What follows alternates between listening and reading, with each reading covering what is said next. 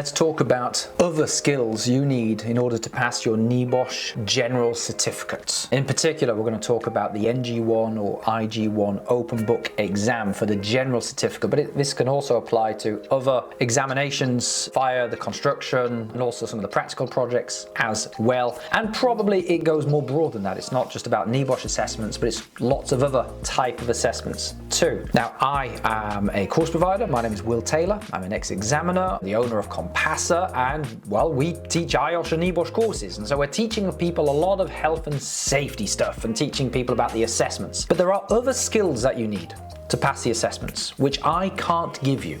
I can't give you because firstly, it's not my role to teach you these things. These are things which really need to be learned and picked up much earlier before you even get to the course. And these are things which I'm not competent to teach you either. I can't teach you these things. It's beyond my expertise. The first skill that we need to have is to be able to read and understand the English language.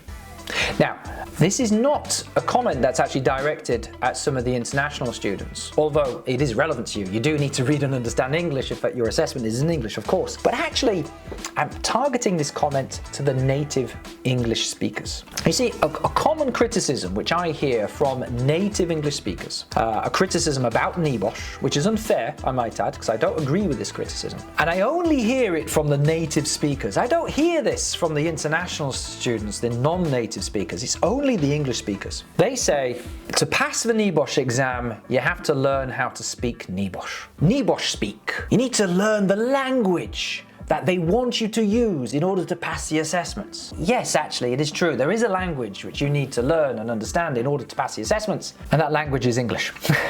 The language is English. Now, let's take a look at what the NEBOSH guidance says on this. NEBOSH scenario-based assessments. If I just type in the word English, we'll find a number of hits for this. What do they say? They say we write assessments, the scenario and questions in simplified standard English. As an organization, we are also committed to the campaign for plain English. This means we will try to make the English as simple but as unambiguous as we can. English that is too simple can be ambiguous. We use shorter sentences instead of very long ones. We try to use the active voice, though we do not avoid using the passive voice entirely. We avoid colloquialisms. Did I even say that right?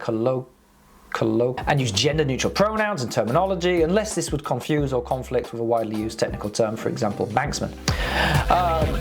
What do they say down here? In summary, while we will make the language as simple as we can, health and safety is a technical subject. Your language skills need to be of a good enough standard that you can both understand and respond to the assessment. I'm going to give you my brutal, honest opinion on this, and I don't know of I don't have the language skills to say this any better than what I'm going to say it, so please forgive me if this comes out as somewhat patronizing or condescending, or it's not meant to be like that at all. Don't mean any harm by this. Hopefully it'll come out okay. When someone says to me that they need to learn the language to answer the questions, or they need to learn the NEBOSH speak, that tells me that this person is having difficulties understanding the questions. That's fair to say. The reason most of the time, there might be exceptions to this, but most of the time those questions are phrased as simply and as clearly as they can be. And if someone is not understanding the question, it means that the problem is with them,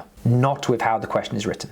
Now, there may be some exceptions to that. I have seen the odd question here or there, which is a little bit unclear even for me, but also maybe that says more about me than it does about the person who wrote the question. You see, I think part of the issue is that we don't read and write much anymore, do we? It's like, when was the last time we wrote an exam paper like this? It's not very often. We don't read anymore. We don't read books. We read phones. We read short things on Twitter.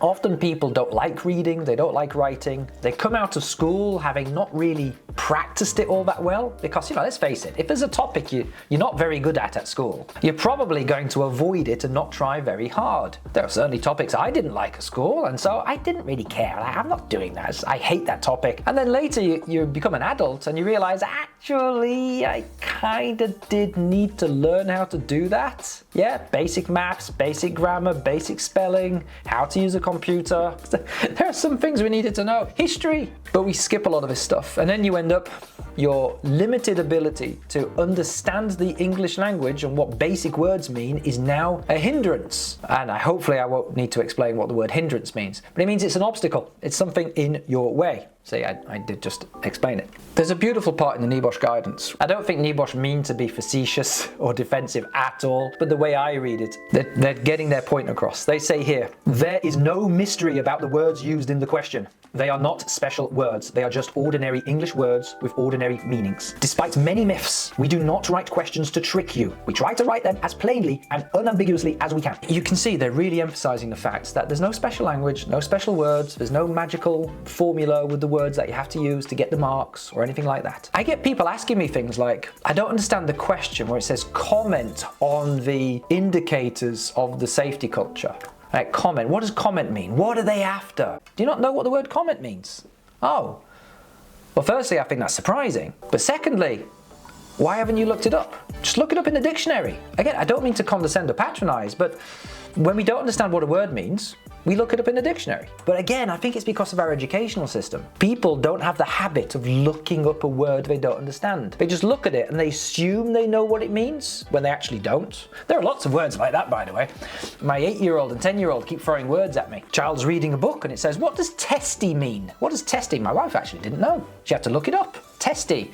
It means someone who's easily irritated or fractious. One word I got, contrived. I think I knew what that meant, but actually I was getting confused with another word, conceited. I got them both completely jumbled up. I had to look it up, contrived.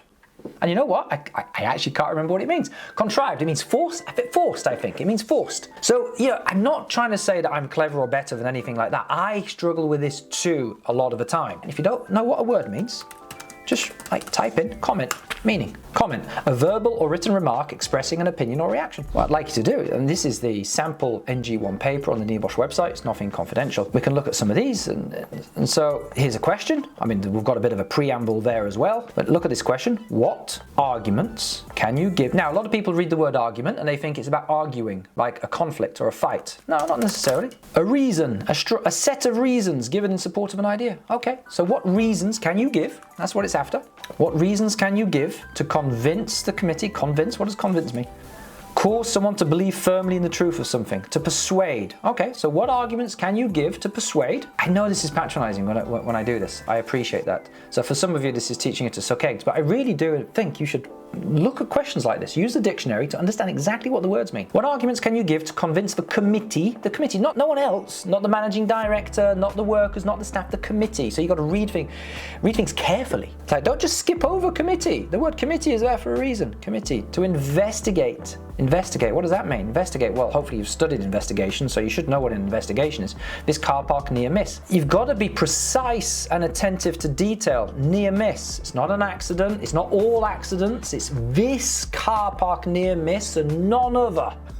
Read the questions very carefully, word by word, and make sure we understand those words. Yeah, if you're the type of person who didn't enjoy English, that's fine at school. I'm not saying anyone's stupid or uneducated or anything like that. Please don't misunderstand what I'm saying here. But if you're the type of person who just didn't enjoy English or reading or writing, you are probably at a little bit of a disadvantage with exams in general, which means either you start practicing and you catch up, which is actually really hard. Certainly if you're a bit older, it's harder. Or you can just start to use a dictionary and work your way through the questions using the dictionary to understand what they mean. That would be my general advice to you. So that's the first thing which you need to read and understand the English language. The second skill that you need is to be able to write and communicate in the English language, and also to write and communicate persuasively using arguments. So you have to be able to express yourself in English. Now, that's the first problem. I get a lot of people say to me, I know the topic, I know what I want to say, I just can't get it down onto the paper. I've heard that so many times. It's not a problem I suffer with. So it's difficult for me to understand what's going on. But here's the advice that I would give you. If you're struggling to get the words down onto the Word document, I would start by just saying it in your head and saying it out loud. Say the answer. So for example, for this question, you could say, if they investigate the near miss, they could then fix the the causes of the near miss and prevent future car crashes in the car park. Then start to write what you're saying. Just write what you're saying. If they investigate the near miss. You need to develop a bit of a brain-finger connection somehow, and I think the only way you can develop that is to just practice writing what you're saying. Think it, say it, write it. Think it, say it, write it. And that's the best strategy in getting things down. Now, the next problem people have is that they don't write enough. They can't find the words to communicate what they mean. They've got to think something in their head, but they can't turn it into words. Well, I don't have an answer to that. I think that just needs practice. And I think some coaching and feedback with your tutor is going to be very helpful with that, because your tutor will say, listen, you're just not writing enough detail. Here's an example of how you could explain more. Look at the example that they've given you and then try and replicate that if you can. Try and write more detail. Try and write more specifically. You see, we'll get a lot of people, well, they'll get a question like, you know, what are the causes of the accident? And they'll say, lack of training. Oh yeah, okay, lack of training, 3 words. You think you're going to get a mark for 3 words? You're not going to get a mark for 3 words. What training? In the scenario, it might have a particular type of training, like knife training. Maybe it was a knife injury, didn't know how to use a knife properly, cut themselves. Right, lack of knife training. Okay, so now we're a bit more specific. If it's like, you know, what were the failures which contributed to the accident? How about you then take that lack of knife training and explain how that contributed to the accident? And so you have to go further. Answer the question, really. The lack of knife training provided to this member of staff meant that they didn't know that they had to put on the cut-resistant glove, and so when they slipped, there was no glove to protect them. That's not like a long, complicated sentence. It's just one long sentence, that's all. It's just a long sentence, and it's not a complicated sentence, but what it does is that it takes that very basic lack of training, makes it more specific, and then it connects it to the question and the scenario. It explains how that cause contributed to this accident. So the second skill is we have to learn how to communicate persuasively and in detail and in some depth. Another skill, yes, another skill, I'm afraid, that you need to work on and develop in order to pass this type of exam, of open book exam with a scenario and some questions. You need to learn how to infer things, how to infer. What does that mean? Well, let's just Google it, eh? To infer is to deduce or conclude something from evidence and reasoning rather than from explicit statements. You have clues, and you have to conclude something from the clues, not just from what's said directly in the scenario. It's about reading between the lines. Let's take a look at the NEBOSH guidance on this. NEBOSH guidance, it says, one of the main principles that we apply when writing scenarios is that we show, not tell. It means that the answer will not usually be directly in the scenario. You will need to make a logical inference from the information given. They talk about signposts or clues in the text, and you have to interpret the clues. They give an example. They say here, the supermarket was listed in the top 10 for sales last year. Let's zoom in a bit. And the store manager wants to do even better this year. They have told shift managers that they do not care how it is done, but the supermarket must be in the top 5 this year for everyone to receive their bonus. It doesn't say that there's a negative health and safety culture. It doesn't say that the store manager values sales at the expense of health and safety. It doesn't say that, but it is a logical inference from what is said. We use a range of questions. Questions that can be answered without reference to the scenario text are rare. Therefore, you will need to draw conclusions by logical inference from the scenario text, and to varying degrees, use evidence from the scenario to support your answers. For instance, one of the many theoretical points to consider would be management commitment. So here we've got a comment on the negative indicators of health and safety in the workplace. Citing relevant evidence from the scenario, such as the manager is hardly seen in the workplace, might lead you to logically infer poor management commitment as an indicator of the negative culture. Right, so it's basically saying comment on the health and safety culture, the comment on what's bad about this health and safety culture. That's what it's saying. That's what it means. And so you could say, oh look, well the manager's never on the shop floor, and from that, I don't think this manager's very committed to health and safety. It's an inference. So we have to learn how to infer. The last skill you need in order to pass this exam, especially any exam which is like online or open book, using some kind of electronic system, is you need some IT skills. You're going to have to learn how to go to the website, log in onto the website, find your way to the relevant part of the site where you can download your exam paper and your answer sheet. You're going to have to open up the exam paper, open up the answer sheet, and start typing things in. And you're going to have to know how to save it. And very importantly, you're going to have to know how to save it as a PDF, because when you submit you must submit it in PDF format, or the NEBOSH system will reject it. Now you're writing it in a Word document, you have to save that Word document as a PDF file. And if I'm talking complete gibberish to you right now, this means you're gonna have to develop your IT skills before exam day. Otherwise, you're gonna have a little bit of a scare while you figure out how to do this. And that's not good. What we'll do, we'll click Save As, and I'm going to go to the type of file here, and I'm going to select that as a PDF. That's it, and I can say this is Will Taylor OBE NEBOSH NG1. I'll give it my file name, I'll give it my learner number, whatever that is, and save. And now I've saved it as a PDF document. Boom, there it is. It's the same document I just had open, now saved as a PDF, open in Adobe Acrobat Reader. So there we are, my friends. I hope no one felt patronized or insulted or offended in any way, and if so, I am truly sorry. I'm just trying to help by letting people know what other skills they need in order to pass exams of this sort. And I'll just say this to finish it all off. It's like, this isn't just useful stuff for your exam. If you want to be a health and safety professional, you need to learn all of those skills. Because a good health and safety professional can read an email and can understand what things mean. They can read the law and understand that. Write SOPs, write briefings, training documents. They can communicate persuasively using good arguments and evidence to support their case. And they're also going to have decent IT skills.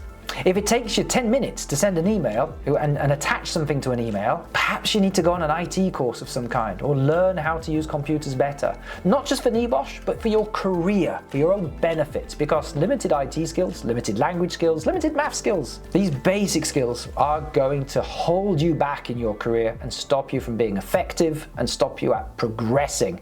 And they'll also be a source of great frustration because everything is harder, everything is more time consuming, everything becomes much more stressful. Anyway, let me know what you think. Let me know if there are any other skills that you think we should know. And I'll just say, hasta la vista, baby.